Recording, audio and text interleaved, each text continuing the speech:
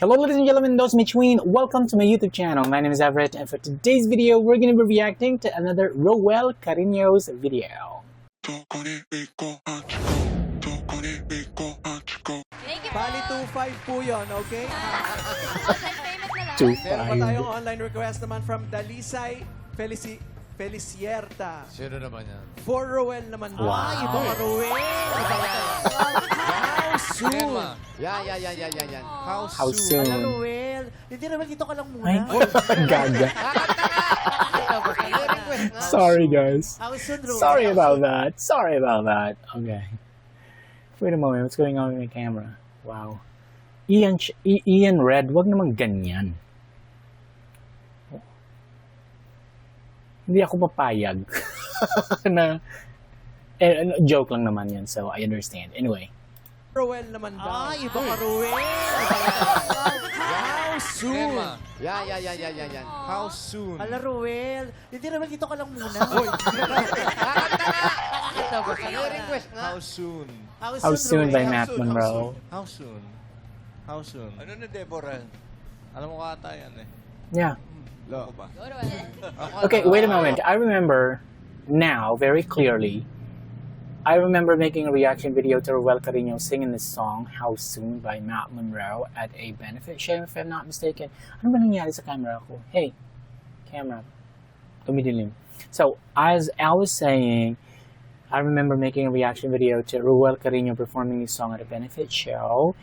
And at that time, I couldn't help getting irritated because Roel Carino was singing the song so beautifully, but at the same time, he went downstage and he tried to reach out to the fans up close and personal to hand out fans with this photo on these fans. So, nairita ako that time kasi he was singing the song so beautifully. Parang this type of song when sung by Roel Carino can actually touch people's hearts. You know what I mean? Parang, especially me, because, you know, I am such a soft-hearted person.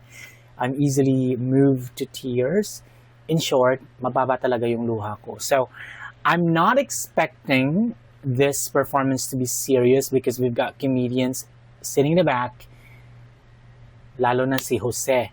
Nangaagaw talaga yun ng eksena. So, I might as well enjoy this performance. I will not expect anything, okay, na siseryosohin nila to. Kasi nga, look at those comedians in the back. Hindi talaga to masiseryoso. Anyway, let's continue watching. How Soon by Matt Monroe. Lo, kaya mo, Lo? See? Hindi pa nga nauumpisa, nag-eksena na si Jose. Kaya mo yan, Lo? Diba? Tinawag pang Lolo talaga. Hey, camera. What's going on with you? Naiinis na ako sa iyo, camera, ha? Itatapon na kita. Joke. Umayos ka, camera. Maganda tong song na to. How soon? See? I'm telling you. Come on, vocals. Grabe. Grabe yung vocals talaga. Grabe. How old is he? 15 lang, di ba? He's only 15 years old, and the fact that he can sing songs like this, tama ka na, camera.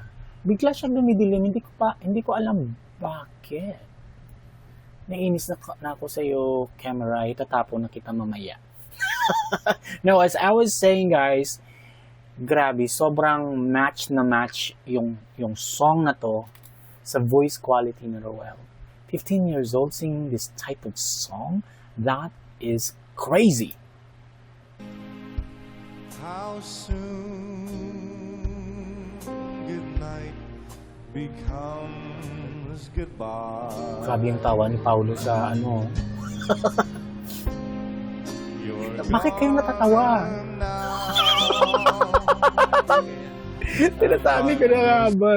Sinasabi ko na nga ba? Hindi talaga to masiseryoso tong kantang to. I believe that this is the second time that he has performed this song. Kailan kaya niya to kakantahin na medyo seryoso yung mood, you know? Kasi pag nasa Eat Bulaga stage talaga,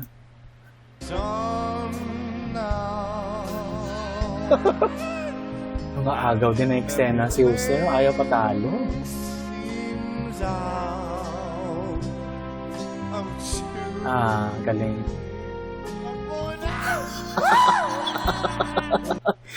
Kairita. Nakakairita at the same time nakakatawa.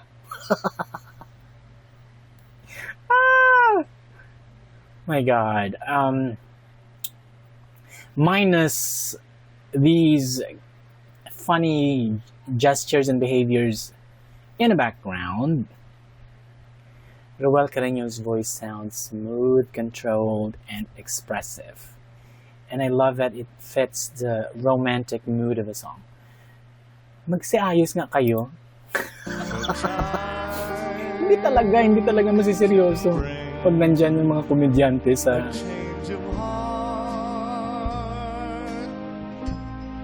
Wala si Ma'am Alan Kay. and love. Kalmado lang si Boss Joey, oh. Another star. Ay, ganda! Goodness gracious, this is my kind of music. This is the kind of song that touches my heart very easily. Someday you may come back to me. Ayaw din patalo ni Ian Red at ni tawag dito ni Wally Bayola. Grabe, no? I mean, the contrast in this performance na, when you focus your attention on Roel Carreño's voice alone, napakaseryoso, napakaganda. Pero parang, I mean, yung mga ginagawa nila sa likod, ito talaga parang, this song itself can bring your mood down, but at the same time, what they are doing in the back balances everything out. What do I mean by that? Yung tipong maiiyak ka na sa parang ganda ng pagkanta ni Roel, pero matatawa. Matatawa ka kasi ang lilikot nila sa likod. Okay?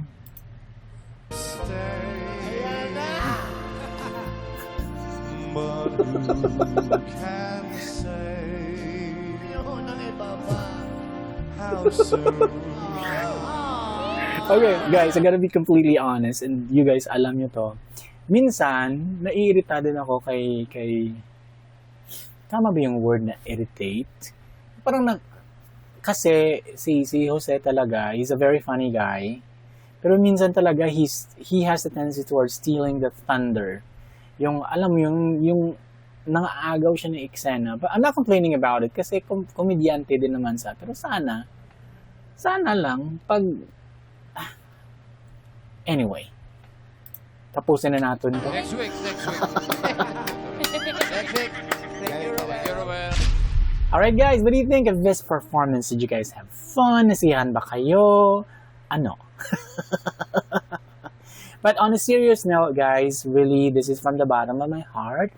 I hope that Roel Carreño sings this in a much more serious manner. Sana. Kasi nga, this song is such a beautiful song.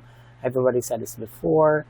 I got disappointed when he performed this at a benefit show kasi nga parang hindi nagmamatch yung kanta sa mood ng performance. And this one, okay lang din naman kasi nga Eat Bulaga ito. What do you expect from Eat Bulaga? We cannot really expect something like serious mood sa Eat Bulaga. Except na lang siguro pag Saturday, pag talagang the artist is given a spotlight na mag-perform, just like Roel Carreño in the Broadway Boys, mga ganyan. And of course, we can expect a much more serious performance. But as for this, okay lang din naman. Yeah. So anyway, guys, I guess that's about it for today's video. Thank you so much for watching this video. And if you like this video, hit the like button, hit subscribe, and hit that notification bell so that you can be notified when my next video comes out. Peace out.